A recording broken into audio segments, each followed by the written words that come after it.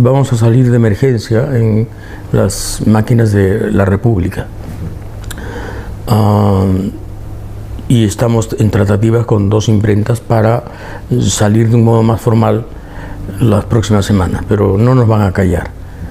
Nos han querido callar, pero no lo van a lograr. Y además con el pretexto que nos sueltan, ¿no?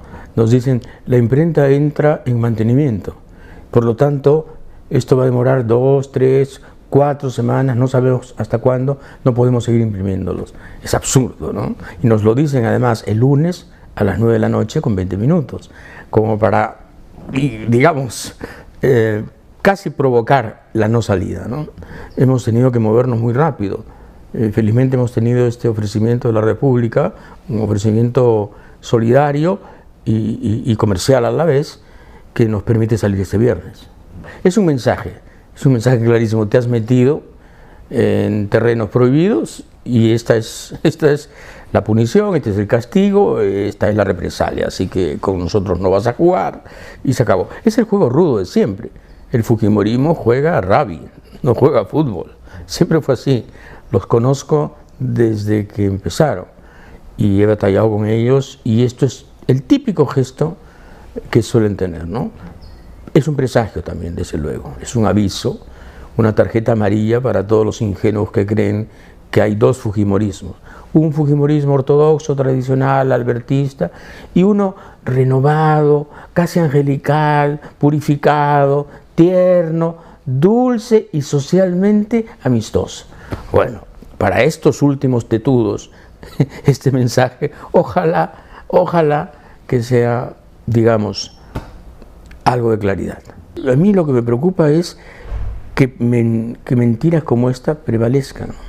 Él no es candidato congresista, pero la pregunta no es esa, la pregunta es ¿por qué no le reclama usted transparencia a quien es su secretario general y quien va a ser probablemente ministro de Estado en su gabinete si es que usted gana las elecciones del 5 de junio? Porque Joaquín Ramírez se perfila como un ministro del Interior perfecto para el escenario que nos imaginamos después del 5 de junio si Keiko gana.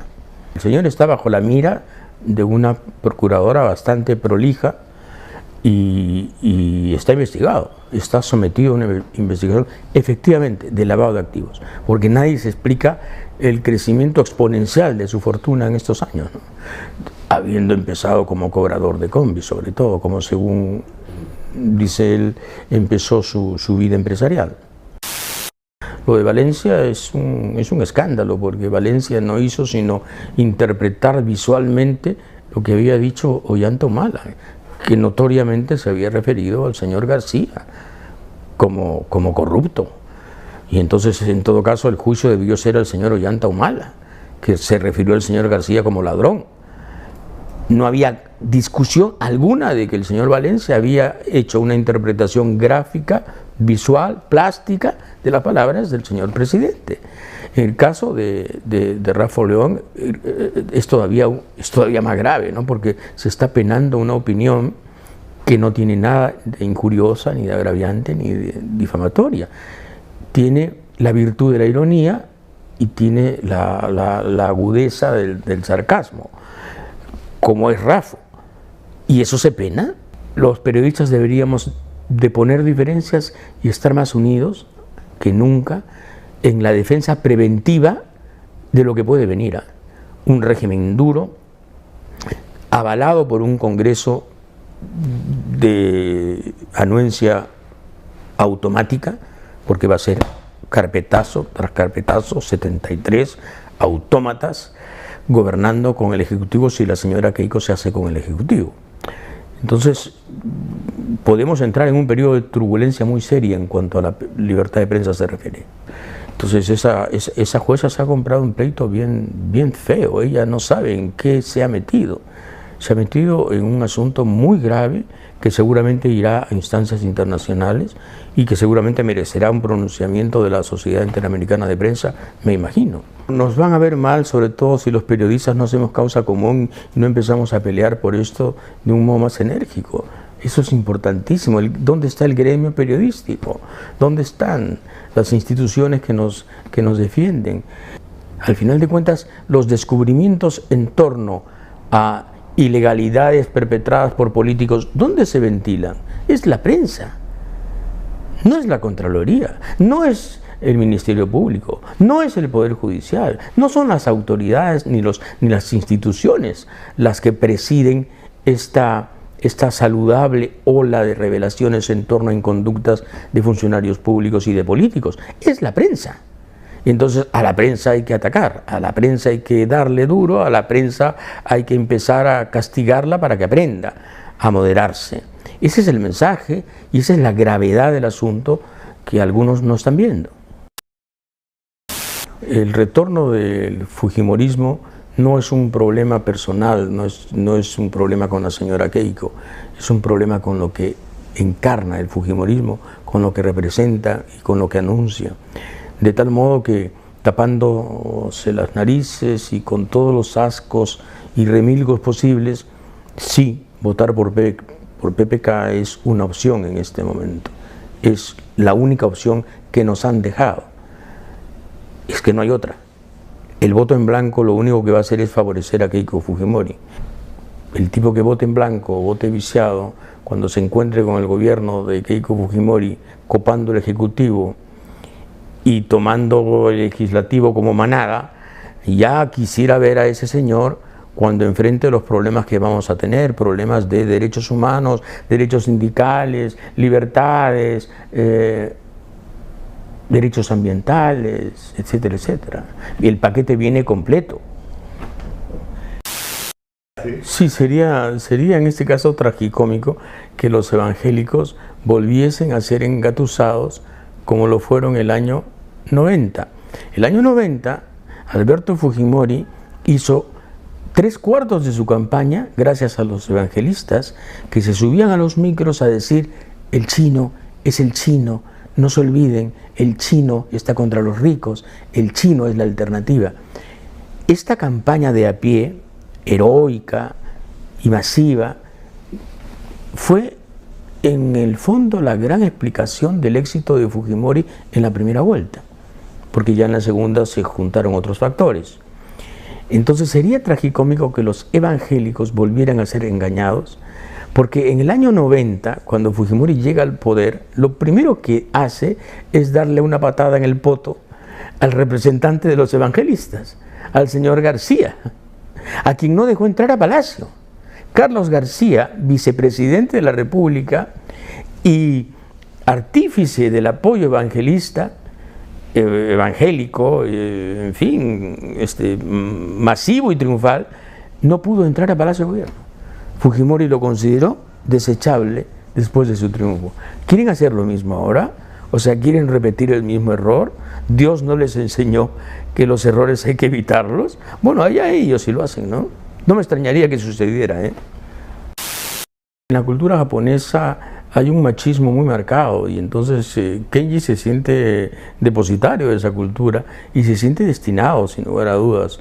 Y no me extrañaría que fuese el candidato el 2021 si Keiko gana el 5 de junio, porque con la mayoría que tendrían pueden modificar la ley electoral, pueden intentar modificar la Constitución, ganándose algunos votos adicionales, etcétera. O sea, todo puede pasar. Si el fujimorismo copa el Ejecutivo como lo ha hecho con el Legislativo, tenemos un gobierno impredecible, de duración además también impredecible. El fujimorismo tiene esa característica, no puede medirse, no puede controlarse, no tiene autocontrol.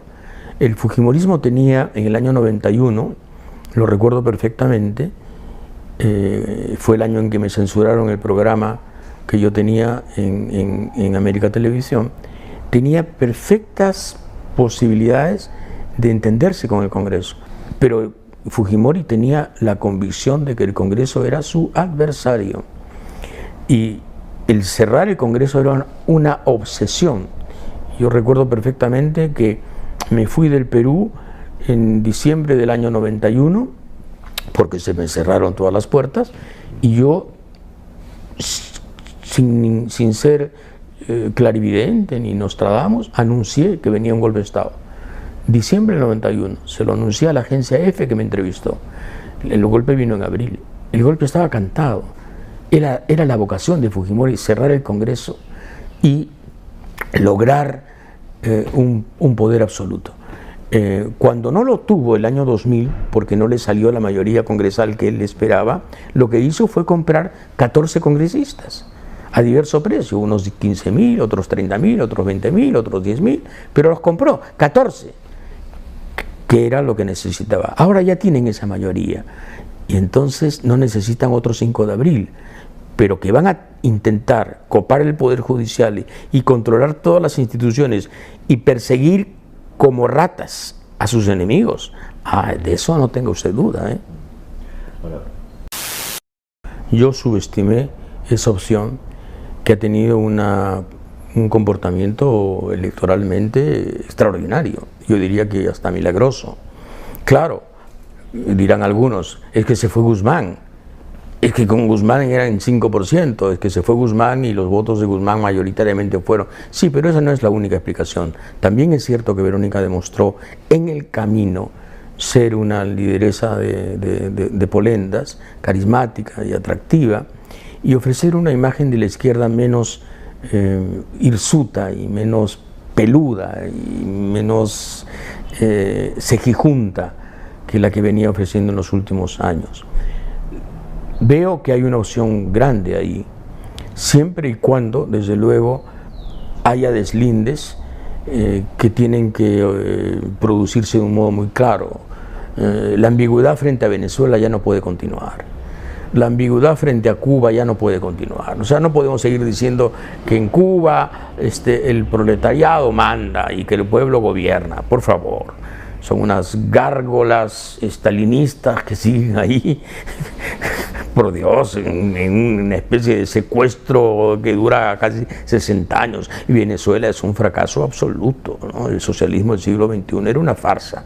Entonces, si la izquierda se libera de estos lastres y se moderniza y se vuelve más verde que nunca, más ecologista que nunca, más planetaria que nunca, es una izquierda formidable. Formidable, porque lo que va a hacer es reunir el descontento y federar esta indignación que hay en mucha gente, porque el sistema no funciona. No es cierto que el sistema funcione, no funciona para muchos. La derecha de PPK casi es una derecha frívola, es una derecha que, en fin, hará lo que ya más o menos prevemos: el continuismo, la protección de lo privado, el deterioro de lo público, el salario pagano, etcétera, etcétera, ¿verdad? Ya ese menú lo conocemos, pero tenemos que reconocer que de derecha han sido todos los últimos gobiernos, incluyendo el de Humala. Entonces, si estamos acostumbrados a esa derecha, ¿por qué nos hacemos los estupefactos cuando PPK puede gobernar? Porque, ¿cuál es la diferencia entre PPK y Toledo, entre PPK y Humala, entre PPK y Alan García? ¿Cuál es la diferencia?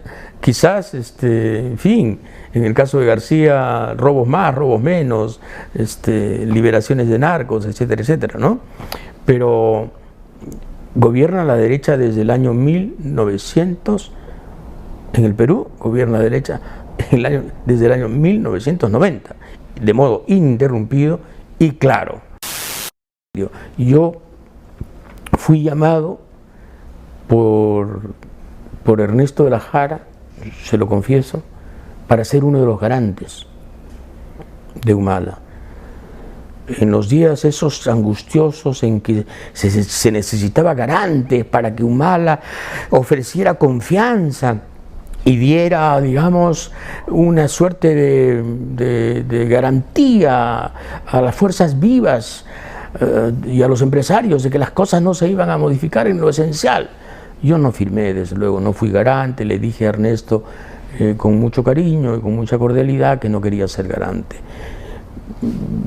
Era una farsa, evidentemente, y la farsa empezó ahí. Como el candidato de la izquierda necesita garantes para comprometerse ante la derecha de que no va a haber modificaciones sustanciales, pero eso es de Cantinflas, eso es de Tintán. A veces parecemos una película mexicana mala, a veces parecemos una película de Televisa, y eso era una película de Televisa. La obligación práctica sería votar por PPK, ¿no? Dicho esto en los términos más crudos y resignados la obligación práctica, por Dios. Defendámonos de algún modo, defendámonos, pongamos un escudo ante la chaveta, pongamos un antebrazo ante la chaveta. Ese antebrazo, sí, no es el mejor, pues, ese escudo no es el mejor. Al final es un señor de edad provecta que tiene la vanidad de querer ser presidente, sí, pues, pero no va a quedarse. No quiere quedarse, no puede quedarse, por múltiples razones, la etaria entre ellas. No creo que haya gobierno que le haya hecho más daño al Perú que el fujimorismo, porque nos hizo un daño institucional, pudrió las instituciones. Eso es lo que pasa, pudrió el alma del Perú. Las Fuerzas Armadas ya no eran Fuerzas Armadas, eran bandas armadas dedicadas a robar en cada compra. El presupuesto ya no era presupuesto, era una caja chica que se usaba de un modo perverso para cualquier fin.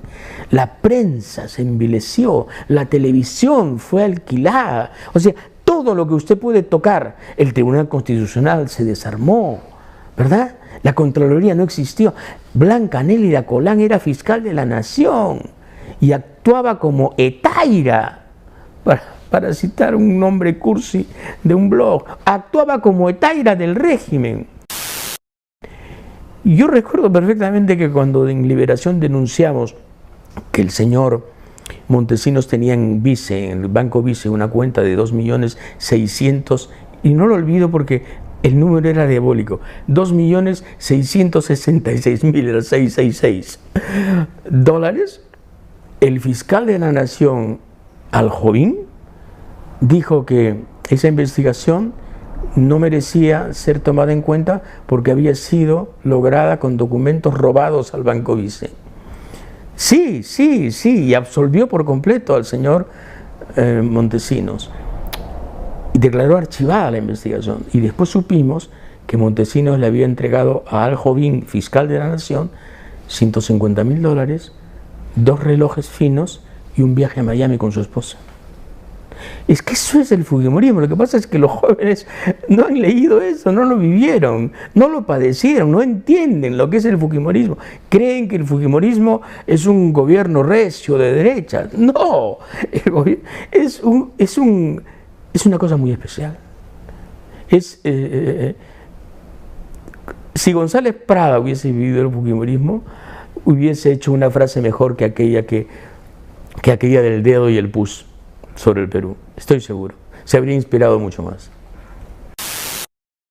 Sí, bueno, es una condena no enterarse del pasado, ¿no? Es una verdadera condena porque es la garantía absoluta de que los errores antiguos van a cometerse otra vez.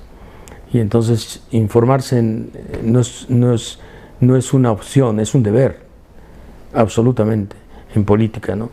El problema es que, claro, aquí hay una prensa que ayuda a la desinformación y hay una ciudadanía que está estoicamente dispuesta a aceptar la no información como parte de su cultura. O sea, no tenemos una ciudadanía en pie, beligerante, documentada y lista para defender sus derechos. O sea, a mí me sorprende ver trabajadores vivando a Keiko. O sea, ¿no recuerdan que su padre les quitó todos los derechos? Todos los derechos sindicales abolidos, que su padre inventó los servicios, que su padre es el responsable del asesinato de Wilca. ¿No recuerdan en qué terminaron los sindicatos con Fujimori? Y trabajadores así, proletarios. Digo, Dios, esta gente no se informa, esta gente quiere alguna, no sé, alguna dádiva. A veces me da pena ver la calidad de ciudadanía que tenemos, me da pena. Y otras veces, en cambio, me da mucha esperanza ver a la gente reaccionando, activándose, yendo a las calles y pronunciándose en contra de lo que puede venir el 5 de junio, ¿no? Son los sentimientos encontrados que produce el Perú. Es bien difícil ser peruano, porque uno tiene una relación de amor, odio, de pasión y desprecio, en una simultaneidad a veces corrosiva, ¿no? Hiriente, de verdad. Es muy difícil tragarse el sapo de la peruanidad a veces. Y sin embargo somos peruanos y estamos aquí y moriremos aquí y pelearemos hasta el final porque esto mejore. Otros 30.000, otros 20.000, otros 10.000, pero los compró 14, que era lo que necesitaba. Ahora ya tienen esa mayoría y entonces no necesitan otro 5 de abril, pero que van a intentar copar el Poder Judicial y controlar todas las instituciones y perseguir como ratas a sus enemigos. De eso no tenga usted duda, ¿eh? Yo subestimé esa opción, que ha tenido un comportamiento electoralmente extraordinario, yo diría que hasta milagroso. Claro, dirán algunos, es que se fue Guzmán, es que con Guzmán eran 5%, es que se fue Guzmán y los votos de Guzmán mayoritariamente fueron. Sí, pero esa no es la única explicación. También es cierto que Verónica demostró en el camino ser una lideresa de polendas, carismática y atractiva, y ofrecer una imagen de la izquierda menos hirsuta y menos peluda y menos cejijunta que la que venía ofreciendo en los últimos años. Veo que hay una opción grande ahí, siempre y cuando, desde luego, haya deslindes que tienen que producirse de un modo muy claro. La ambigüedad frente a Venezuela ya no puede continuar. La ambigüedad frente a Cuba ya no puede continuar. O sea, no podemos seguir diciendo que en Cuba el proletariado manda y que el pueblo gobierna. Por favor. Son unas gárgolas estalinistas que siguen ahí, por Dios, en una especie de secuestro que dura casi 60 años. Y Venezuela es un fracaso absoluto, ¿no? El socialismo del siglo XXI era una farsa. Entonces, si la izquierda se libera de estos lastres y se moderniza y se vuelve más verde que nunca, más ecologista que nunca, más planetaria que nunca, es una izquierda formidable. Formidable, porque lo que va a hacer es reunir el descontento y federar esta indignación que hay en mucha gente, porque el sistema no funciona. No es cierto que el sistema funcione, no funciona para muchos.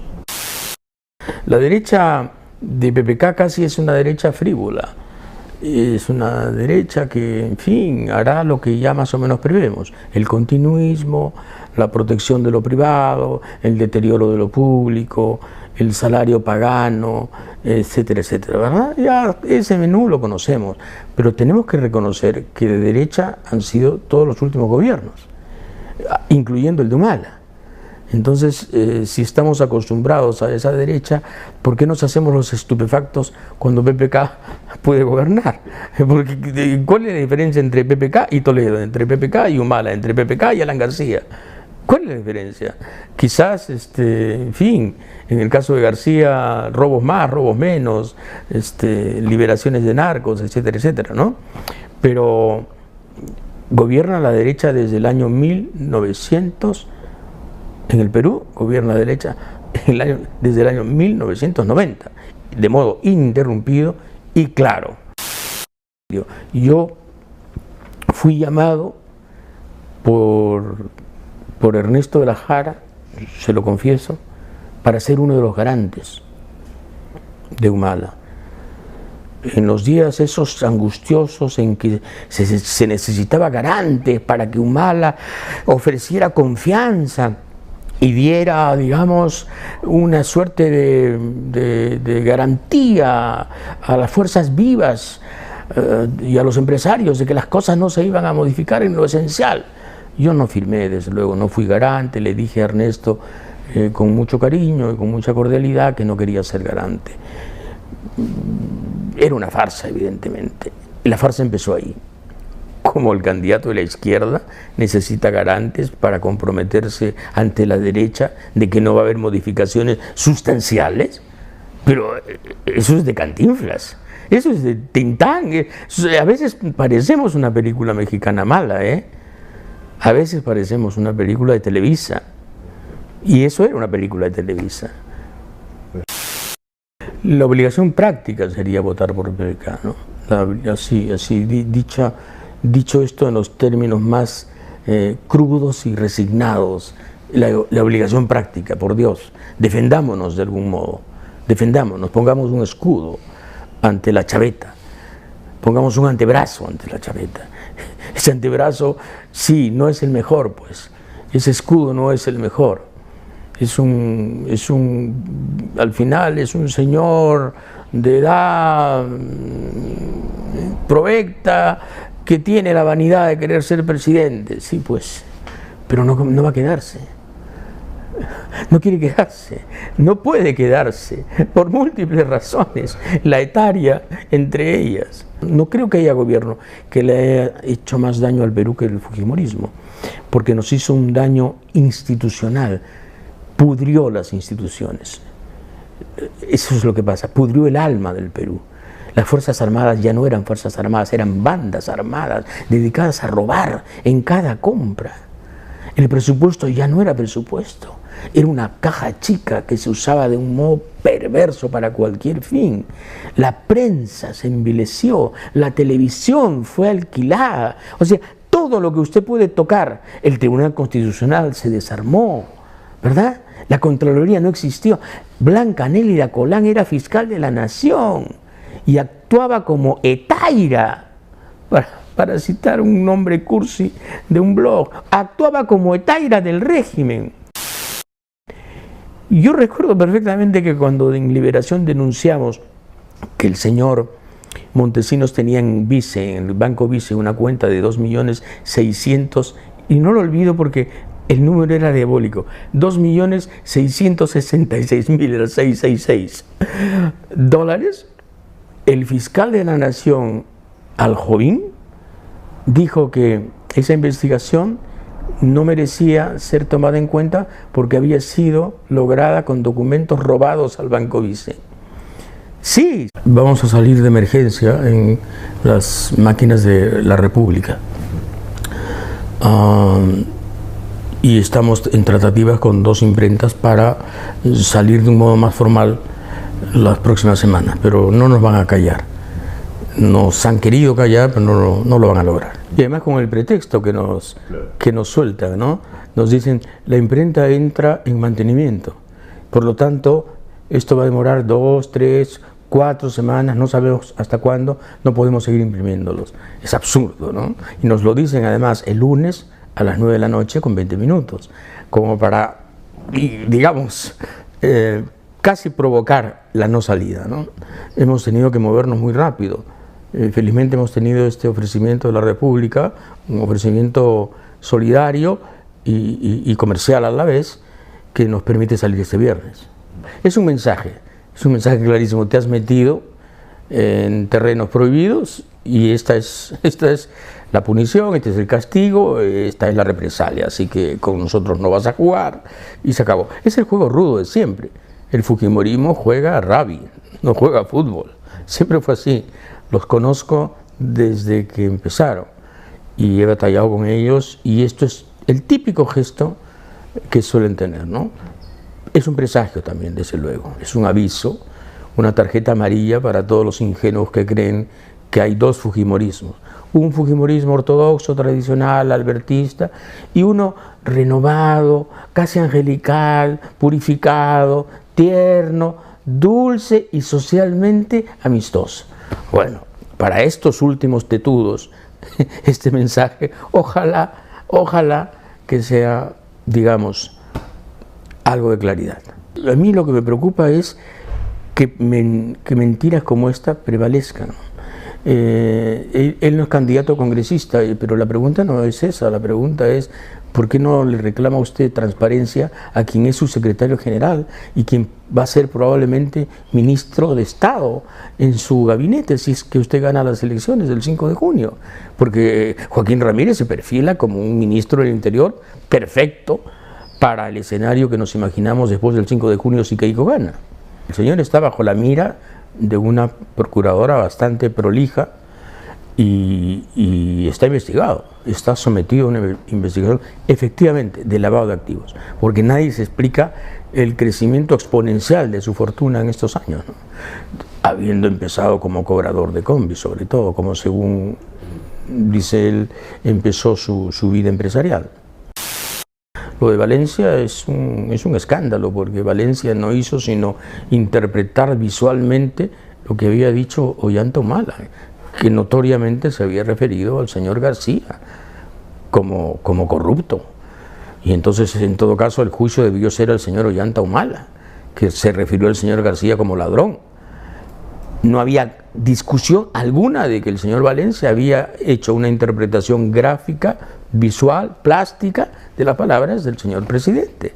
En el caso de Rafa León es todavía más grave, ¿no? Porque se está penando una opinión que no tiene nada de injuriosa, ni de agraviante, ni de difamatoria. Tiene la virtud de la ironía y tiene la agudeza del sarcasmo, como es Rafa. Y eso se pena. Los periodistas deberíamos de poner diferencias y estar más unidos que nunca en la defensa preventiva de lo que puede venir. Un régimen duro, avalado por un Congreso de anuencia automática, porque va a ser carpetazo tras carpetazo, 73 autómatas gobernando con el Ejecutivo si la señora Keiko se hace con el Ejecutivo. Entonces, podemos entrar en un periodo de turbulencia muy seria en cuanto a la libertad de prensa se refiere. Entonces, esa jueza se ha comprado un pleito bien feo. Ella no sabe en qué se ha metido. Se ha metido en un asunto muy grave que seguramente irá a instancias internacionales y que seguramente merecerá un pronunciamiento de la Sociedad Interamericana de Prensa, me imagino. Nos van a ver mal, sobre todo si los periodistas no hacemos causa común y no empezamos a pelear por esto de un modo más enérgico. Eso es importantísimo. ¿Dónde está el gremio periodístico? ¿Dónde están las instituciones que nos defienden? Al final de cuentas, los descubrimientos en torno a ilegalidades perpetradas por políticos, ¿dónde se ventilan? Es la prensa, no es la Contraloría, no es el Ministerio Público, no es el Poder Judicial, no son las autoridades ni las instituciones las que presiden esta saludable ola de revelaciones en torno a inconductas de funcionarios públicos y de políticos, es la prensa. Y entonces a la prensa hay que atacar, a la prensa hay que darle duro, a la prensa hay que empezar a castigarla para que aprenda a moderarse. Ese es el mensaje y esa es la gravedad del asunto que algunos no están viendo. El retorno del fujimorismo no es un problema personal, no es un problema con la señora Keiko, es un problema con lo que encarna el fujimorismo, con lo que representa y con lo que anuncia. De tal modo que, tapándose las narices y con todos los ascos y remilgos posibles, sí, votar por PPK es una opción en este momento. Es la única opción que nos han dejado. Es que no hay otra. El voto en blanco lo único que va a hacer es favorecer a Keiko Fujimori. El tipo que vote en blanco o vote viciado, cuando se encuentre con el gobierno de Keiko Fujimori copando el Ejecutivo y tomando el legislativo como manada, ya quisiera ver a ese señor cuando enfrente los problemas que vamos a tener, problemas de derechos humanos, derechos sindicales, libertades, derechos ambientales, etcétera, etcétera. Y el paquete viene completo. Sí, sería en este caso tragicómico que los evangélicos volviesen a ser engatusados como lo fueron el año 90. El año 90, Alberto Fujimori hizo 3/4 de su campaña gracias a los evangelistas que se subían a los micros a decir: el chino es el chino, no se olviden, el chino está contra los ricos, el chino es la alternativa. Esta campaña de a pie, heroica y masiva, fue en el fondo la gran explicación del éxito de Fujimori en la primera vuelta, porque ya en la segunda se juntaron otros factores. Entonces sería tragicómico que los evangélicos volvieran a ser engañados Porque en el año 90, cuando Fujimori llega al poder, lo primero que hace es darle una patada en el poto al representante de los evangelistas, al señor García, a quien no dejó entrar a Palacio. Carlos García, vicepresidente de la República y artífice del apoyo evangelista, evangélico, en fin, masivo y triunfal, no pudo entrar a Palacio de Gobierno. Fujimori lo consideró desechable después de su triunfo. ¿Quieren hacer lo mismo ahora? O sea, ¿quieren repetir el mismo error? ¿Dios no les enseñó que los errores hay que evitarlos? Bueno, allá ellos sí lo hacen, ¿no? No me extrañaría que sucediera, ¿eh?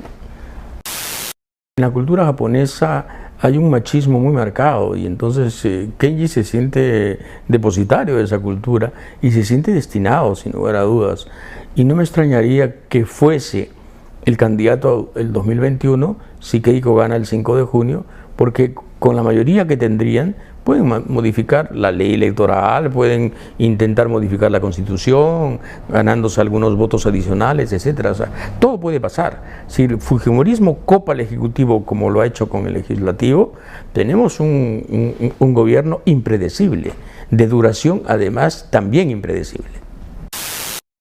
El fujimorismo tiene esa característica, no puede medirse, no puede controlarse, no tiene autocontrol.